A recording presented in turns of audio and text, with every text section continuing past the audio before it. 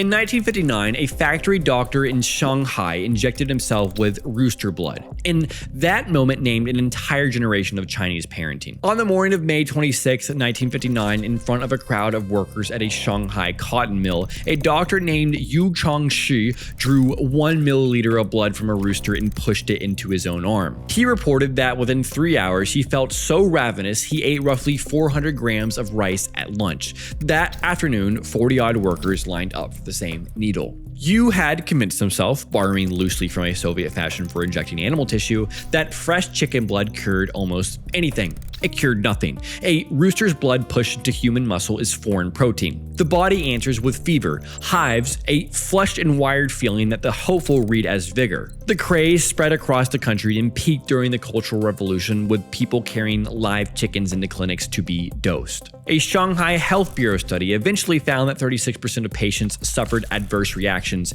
including a case of anaphylactic shock, and the authorities shut it down. But the phrase outlived the delusion. To this day, to inject chicken blood means wired, manic, and running on artificial fire. So when Chinese tiger parents talk about chickening their kids, an actual phrase they use, that's the metaphor they chose for themselves. Dosing a child with borrowed, overheated energy and calling the fever healthy.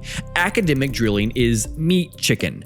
Piano and painting are vegetarian chicken. Grandparents pushing the grandchild because they think the parents are too soft is grandparent chickening. The most common word Chinese parents use for their own ambition is a memory of a national medical mistake. They chose it themselves, and it might be more honest than they intend. Because when the original chicken blood patients felt that rush of fever and called it healing, they weren't lying. They were misreading their own symptoms, which is a strangely precise description of what happens when a parent fills every waking minute of a child's schedule and calls the exhaustion progress.